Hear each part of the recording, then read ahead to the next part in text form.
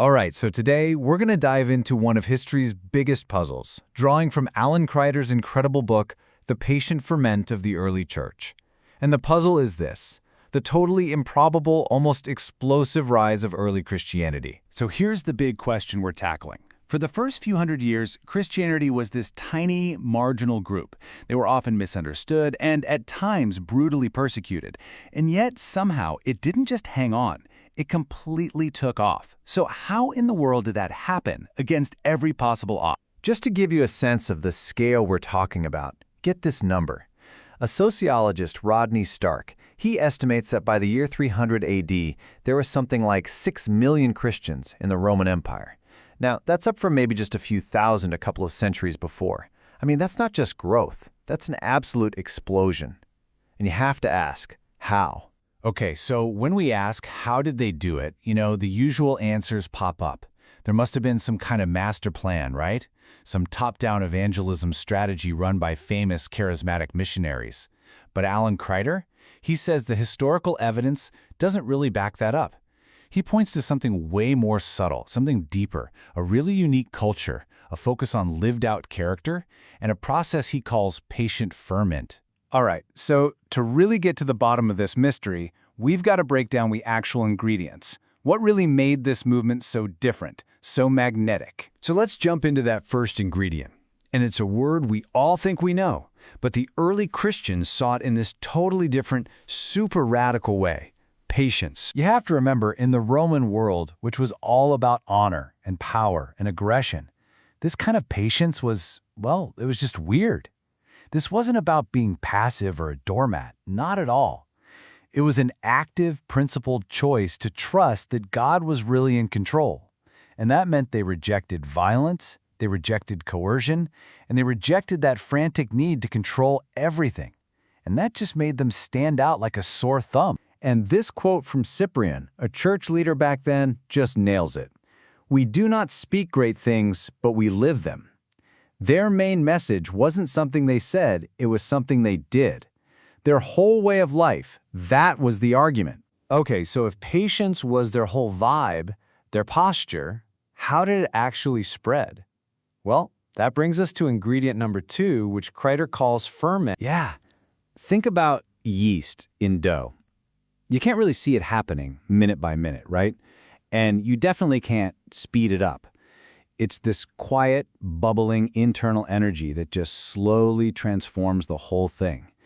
And that's how Kreider sees the church growing. It wasn't some top-down campaign.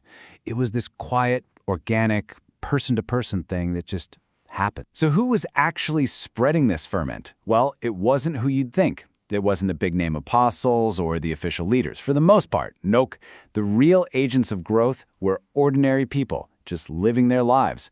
Women running their households, merchants traveling along trade routes, slaves and former slaves, even some soldiers. The faith just spread naturally through these everyday networks of friendship and work and family. Okay, so this is all starting to build, right? And that brings us to the how. The third ingredient, and this one is absolutely crucial.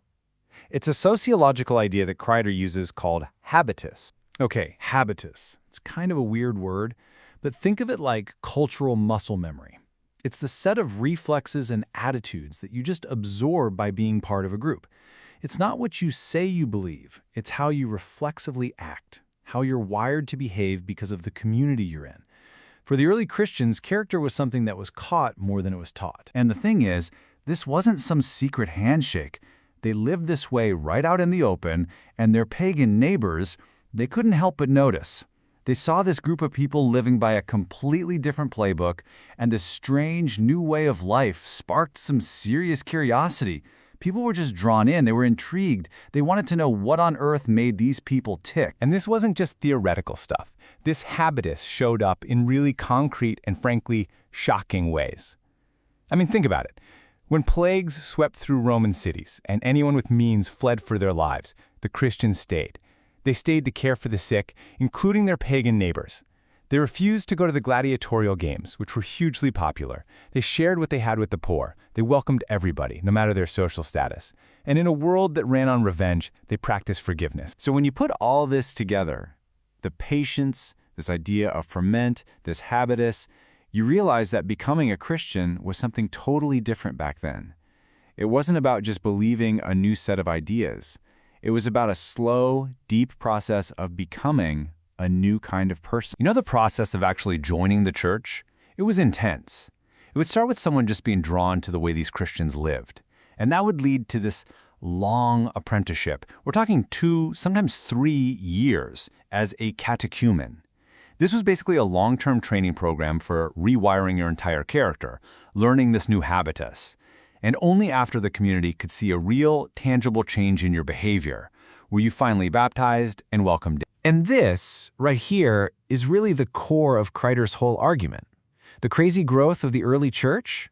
It wasn't the result of some brilliant strategy they came up with. It was more like a side effect. It was the natural magnetic pull of a community that was just different. Their focus was on becoming a certain kind of people, and the growth just happened. Kreider himself puts it perfectly. He says the engine of it all wasn't some program, but it was primarily because the Christians lived by a habituus that attracted others.